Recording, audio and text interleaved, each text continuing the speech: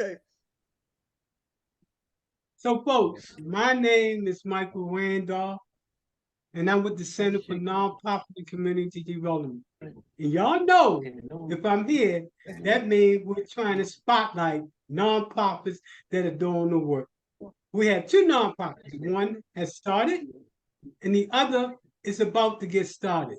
So, Carl, would you give us a little bit of information about you and your nonprofit and your for-profit related to what you do, and then we can go to the next nonprofit to start. Yes, my name is Carol Poole, and I'm the founder of Lisa's Pink Petals of Hope. We've been in production for about 10 years now, and our mission is to provide services to individuals that have been impacted by breast cancer, whether it's them and or the extended family member. Hey, can I just interrupt for 1 second? Because we have a national audience, can you let people know what city you from and what area you cover in that particular respect? Because we're going to be having people from around the country that's going to be looking at this video. Absolutely. Absolutely. We're located at 106 West Robertson Street in Brandon, Florida. However, we do compile ourselves around the Tampa Bay area, from Brandon to Tampa, Sun City Center, Riverview, Pinellas as well, Hillsborough, Polk. We have had individuals that came in and request our services. Our service goes beyond, again, just the breast cancer patient through providing garment care that could be from a prosthetic after the loss of their breasts to mastectomy bras. In extension to that, we do offer a 100-day, 100 women campaign, which we currently have underway now. And what we do with that campaign is we offer free mammogram screening. So if any individual has no insurance or limited insurance where they may have a higher deductible, we do offer that service to them. That service is very important because we do believe that we can reduce the mortality rate by doing early detection. So early detection is definitely where we're at. Our campaign mission this year is I choose me today. Why? That is very important from a women's perspective because we as women are nurturers, and oftentimes we're so much nurturing individuals and not ourselves. So our campaign model this year was under I choose me today. And in extension to that, we do understand that family members such as the child will be impacted by that mother and our father and our aunt or grandparent. So we do offer scholarships at the end of school years to the child. We do between 1 to 2 a year to give them a head start into college and hope that they will find their way through the realm, maybe even in research and or nursing and giving back to our community. So that's what our nonprofit entails. So we are always available. Our number is 1-800. Excuse me, that's the toll free number. Let me give you our direct number. It's 813. Excuse me, 661-7465. 813-661-7465, and we can be reached Monday through Friday. And we can also be reached through Lisa's Pink Petals of Hope.org. Again, that's Lisa's Pink Petals of Hope.org. Our for-profit entails a what we call our medical boutique, where patients get sent to us via doctors or they do walk-ins to get fitted. I am a licensed mastectomy fitter. I'm also registered to fit in orthotics, being upper or lower extremities. So if someone wants to come in to have a what we call an off-the-shelf prosthetic to regain symmetrical balance, we do that. We also do custom prosthesis, so we can do a parental scale to the body to ensure we give you the maximum capacity to be balanced again. Mastectomy bras, we do also cranial prosthesis, which is wigs for hair loss. So if our patients are going through chemotherapy and they've developed alopecia through loss of hair, we do hair replacement through cranial wigs. Our Wow. patient, yeah, so we have a lot going on over here, and it is Let's amazing. do this. Let's do this first. Talk about your sister Lisa, because I know I met Lisa and worked with her and getting the nonprofit started, and now you're taking it to the next level. So tell us about your sister Lisa. Yes, my sister Lisa. Well, I come out of a family of four girls. Lisa was my oldest sibling. I'm the second, and then I have two younger siblings underneath me. So Lisa was diagnosed with breast cancer early 2011. And through that, we found that it was difficult to navigate the system once she had had her surgery. And we thought, well, gosh, if this is happening to her, how many other people may have this same difficulty navigating the system? And so through that, she was meeting other ladies while she was in chemotherapy. And again, that what we thought was true, where people were like, we don't know really what to do. You know, we're at a loss. We just kind of feel like a number. And so she told me about the story, and I'm out of corporate America. I actually retired recently through corporate America after 30 years. And I've always been on the business side of that. My husband had a business as well. And so she asked, you know, what if we would go into business and doing something where we can give back to these ladies? And so it's just started out like having like support groups where we can come in and do education. I would create educational material, and it just kept going by leap and bounds. And God had a stronger ministry in place for us that we didn't realize that it was. I would say that shortly after, I would say 8 months into her diagnosis, my younger sister at 33 years old was then diagnosed with breast cancer. So we really seen that there was a place for us, that it was beyond us. As Lisa was going through treatment, her cancer did come back in other places where it progressed. So she did end up passing away once we actually got the actual business side structure started. And I tell you, I was in awe because I was like, oh, what, okay, God, what is this? You know, I didn't sign up for this by myself. I didn't see this coming. Again, I was in financial corporate America, and I just didn't see this side of me. I'm always usually the one in the back, and God was moving me to the front. And so I just believe that with the space that He had provided for me, there was more to do. And I continued my education over on the health side of it, which allowed me to broaden my skills and knowledge, and in turn starting that nonprofit, because I know Lisa's mission and goals were also to give back to people and help them. And as when she passed away, I found out she was giving away more than I even knew because I was still working in corporate America, feeding the business, and people came to her funeral standing up and saying how much she had given to them. And I was like, okay, so that's where the money was going. But you know, it was all for the better good, because it gave me the wind to my sail to continue. And I thank God, because as I said, next month will be November, and we got started on November the 11th in 2011. And here today in 2023, I am still going strong. And I'm just so thankful to God, because I would have never put this in my path. I know it was Him. I And remember not only meeting that, most I would say, of the Michael, that God didn't just take one sibling, but He taught me that it was beyond the bloodline, and that all of these women now are my sisters. And so I have a traditional sisterhood of women. They love me and I love them. And so I know Lisa is proud. I know she's still looking down, because on those days when I'm tired and I want to give up, I feel her. I feel her present. I remember meeting Lisa in the office. I Uh-huh. remember her with all her pain. She wanted Yes. to do something for others. That was what was so amazing about her. With Yep. all of her trials and tribulations, she said, Mr. Randolph, I want to start a nonprofit to help other people so no one experience what I experienced. So you're doing a great job in terms of Lisa's memory. So Thank you so that much. being said, let's switch to the next nonprofit, because she probably saying, look, hold on, where do I get my opportunity? So tell us about the new nonprofit that's about to get started, and why you starting your nonprofit, and have you come up with a name for your nonprofit yet? I think she's on mute. Yeah, Sean, can you unmute? Oh, okay. Yes, There we go. yes, yes.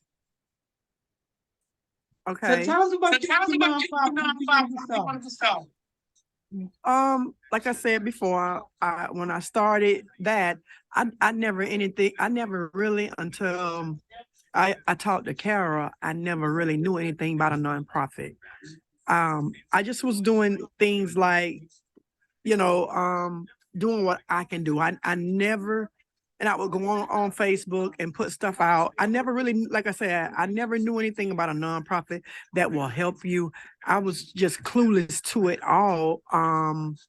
But I came up, like I said, I did come up with a name, but that wasn't the name that, because I'm trying to do so much and so many things, that name wasn't gonna fit what I was trying to do. So I was telling Carol, I was like, I don't know exactly what name I should have. So I had two names. One was Children of the World, and the other one was Sharon's Hope Chest. So I picked Sharon's Hope Chest, and my vision was to create access to education and awareness for not just the children, but for their parents, for my kids that I have, that I get, and I get for fostering, to do with them. And the mission statement was to Hold on, just let me stop you one quick one, because again, we got a national audience. Let them know where you at, what state you in, what city you in terms of what you do for your nonprofit.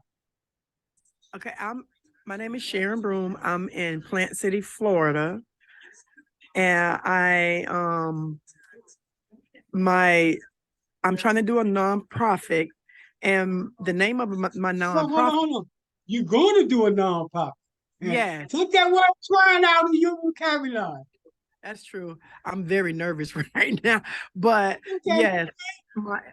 yes, I'm gonna start a nonprofit as Sharon's Hope Chest. There was two names. One was Children of the World, and one was Sharon's Hope Chest. So I liked that Sharon's Hope Chest. It just, it just stuck out. And my mission is to serve the needs of underserved children, and be a hope, to a positive future for them, their parents, and whoever, I need to provide for and to help.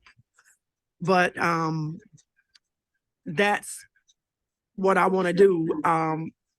I've always helped people. Even sometimes I'm in the store and somebody's behind me, I'll just tell them to put their stuff on the belt, and I would help them. I would pay for what they have. So this lady told me about 2 weeks ago, she said, she said, you are God. She said, God is watching out for you because you have so much to give people. She said, even when they don't give you, she said, and people don't know that people don't really give you. She said, but you are a giver. She said, and I see it all over you. So when I came back, I was at work. And when I got back to work, the lady came and she had me an envelope. And I said, well, what is this for? She said, don't worry about it. She said, God is looking out for you. She said, and so am I. So she gave me a gift card. It was a gift card. It was a card. It was just so nice. And sometimes I wonder to myself, and I'd be like, Lord, what is really going on with me? Because I'm always giving. I mean, it just doesn't matter if I get anything back or not. I'm just that person that always gives somebody, and it doesn't matter if they, what it just doesn't matter, because whatever God, what he sees me does, I know he's the one that's gonna fix every situation. And I always really wanted something with his name in it, or something close to his name, because I know he's the one that's going to do this. It's not me. I know he's going to do this, and he's the provider for everything.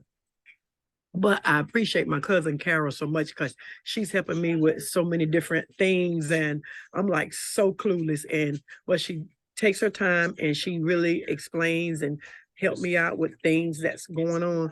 Because if it weren't for her, I probably would just still be doing just mediocre. And I want things to blossom. I want things to get bigger, because I see bigger things that need to be done. you know, so that's Well, here's what we the do know. What we know is that kids that are in foster care are really not getting the quality care that they deserve. That's why it's so important for a group like yours come to existence to provide those services. What we also know is that most of those kids that are aging out of foster care have no place to go. So if you're nonprofit in place, you can meet those two needs, those that are currently in it and those that are aging out. Now, let me ask a question to the both of you. If somebody wanted to give a donation to your nonprofits, the one that's about to get started, as well as the one that's started, how can they get in contact with you to give y'all some money? Because Oh, yes. that's how we do things. Money makes change. Absolutely. Absolutely, absolutely. We definitely welcome resources in all types of shapes and sizes. I will tell you that I'm not the one that will turn down any donations because I know God can take a little and make into much. So they can definitely reach out to me via our office number is area code 813-661-7465. Again, that's 813-661-7465. They can also reach out to us via our Facebook. It is Lisa's Pink Petals of Hope. We also have Instagram, Lisa's Pink Petals of Hope, and we have our Cash App as well. So I think that with the Cash App, let me get that because I don't remember that right off. I think the ladies reset that one. It is $CD Pool. So $CD Pool, that's CD for David, POOLE is the Cash App that they have set up for that. And again, if they'll look at us through those different social medias and follow us, like our pages and such, so that they can in tune see what we have going from day to day. That would be awesome. Excellent. Sure. Now, plug it in. How can people get with you if they want to donate? And by the way, Sharon, I'm so happy to start to work with you to take you to the next level as it relates to your nonprofit. And I expect big things coming out of your nonprofit. And more importantly, I anticipate positive change in the field of foster care. So that being said, do you have an email or what? How can people and I'm gonna tell you right now, you're gonna be getting a lot of people contacting you from around the country because again, this is a national format that we use. We're working in 15 different states with nonprofits in 15 different states, and we provide training to nonprofits in 35 different states in terms of the training that we do, like the one that we have tonight coming up. So that being said, Sean, how can people give some money? Or this is simply say, hi, you're doing a good job. Because sometimes it's not the money, it's the recognition that people seek. Right, right.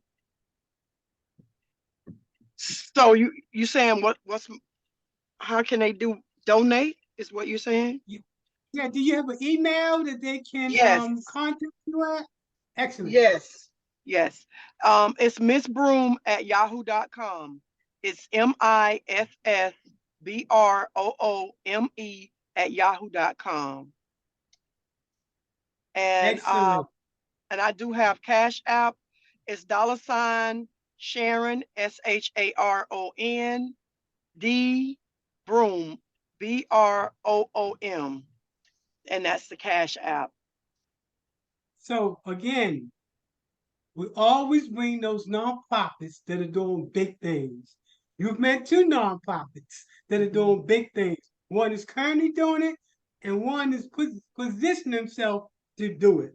So I want to thank everybody that's listening to this presentation. But more importantly, go into your pocket and give these nonprofits some money. So that being said, look, I want to thank the both of you for the presentation, and I'm looking forward to working with the both of you.